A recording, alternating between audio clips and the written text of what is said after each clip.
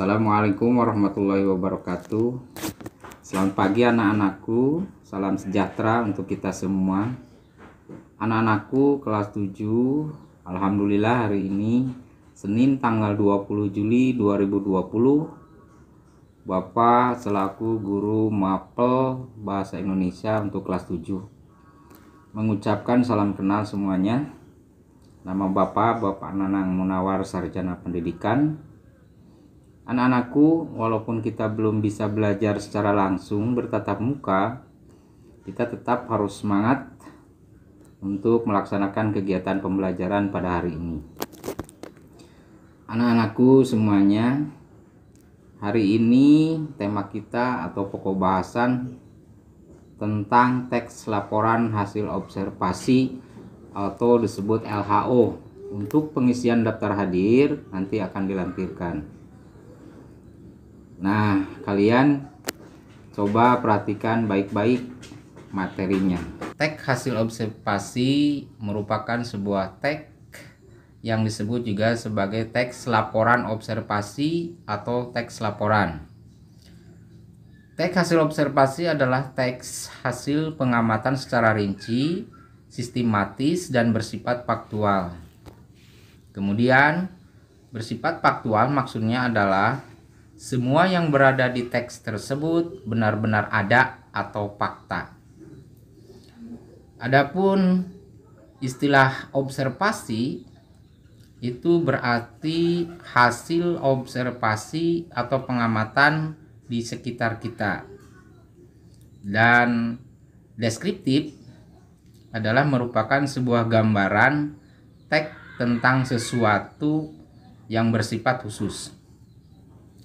Teks laporan dan deskripsi menggambarkan suatu objek. Adapun perbedaan teks laporan dan teks deskripsi, yaitu teks laporan menggambarkan suatu objek yang bersifat umum. Di antaranya menggambarkan ciri-ciri secara umum, contohnya bisa kita lihat lingkungan kelas. Teks deskripsi itu merupakan gambaran suatu objek yang bersifat khusus, menggambarkan ciri-ciri lingkungan kelas secara khusus, contohnya seperti papan tulis dan lain sebagainya. Kemudian contoh teks laporan atau observasi merupakan sebuah contoh yang bisa kalian lihat semuanya nanti, seperti ruang kelas yang nyaman. Aku adalah seorang siswa kelas 7 SMP Negeri 1 Purwakarta.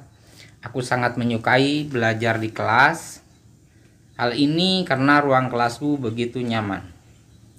Pintu kelasku menggunakan sistem 2 pintu yang jika dibuka akan mengalirkan banyak udara segar. Selain itu banyak jendela yang berukuran besar juga menjadikan aliran udara dalam kelas begitu lancar. Meski kelasku hanya berukuran 6 x 8 meter, namun kelasku begitu asri dan nyaman. Hal ini tidak terlepas dari beberapa tanaman yang diletakkan di dalam kelas. Selain untuk menyajikan udara segar, tanaman-tanaman tersebut juga bisa memperindah ruangan kelas. Ruangan kelasku semakin indah ketika kami semua selalu merapihkan tempat duduk dan meja kami selesai pelajaran setiap harinya, sehingga pada hari esoknya ruangan kelas kami akan selalu rapi dan bersih. Adapun struktur teks hasil observasi anak-anak bisa dilihat nanti. Yang pertama itu ada judul, yang kedua ada definisi umum yang merupakan pembukaan berisi pengertian akan sesuatu yang dibahas. Deskripsi bagian berisi gambaran tentang sesuatu secara rinci. Yang ketiga, deskripsi bagian atau manfaat merupakan bagian yang berisi manfaat atau kegunaan. Ciri teks hasil observasi diantaranya: 1. Struktur teksnya terdiri dari definisi umum anak-anak, deskripsi bagian, dan deskripsi manfaat. Selanjutnya anak-anakku sekalian, yang kedua yaitu memuat informasi yang berdasarkan fakta. Selanjutnya bersifat objektif dan ditulis secara lengkap dan sempurna. Ciri-ciri kebahasaan pada teks hasil observasi yaitu teks yang baik, memiliki kesatuan dan kepaduan antar gagasan, inti dan gagasan penjelas. Anak-anakku sekalian, cara menjalin kesatuan dan kepaduan antara paragraf adalah kata rujukan. Kata rujukan adalah kata yang merujuk pada kata atau frase tertentu yang disebut sebelumnya.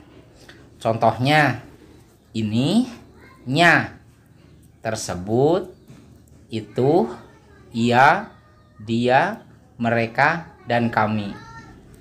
Fungsi adalah kata atau ungkapan penghubung antara kata, antar frasa, antar klausa, dan antar kalimat. Contohnya dan, atau, tetapi, sehingga, dan, akan tetapi, akan tetapi. Selanjutnya anak-anakku, ada beberapa soal yang mesti kalian jawab dengan benar. Tentunya jawaban nanti Anda bisa tulis jawabannya saja.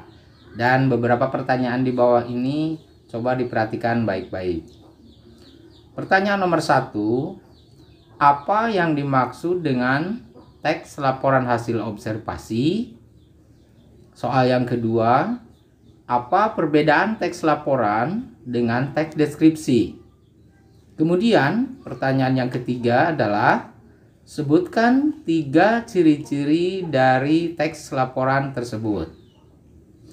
Kemudian pertanyaan keempat, sebutkan tahapan-tahapan dalam membuat teks laporan hasil observasi atau LHO. Pertanyaan terakhir yaitu nomor 5, hal-hal apa sajakah yang perlu dilakukan ketika kalian melakukan observasi? Mudah-mudahan semua pertanyaan ini bisa dijawab dengan benar. Anak-anakku sekalian, terima kasih atas segala perhatiannya.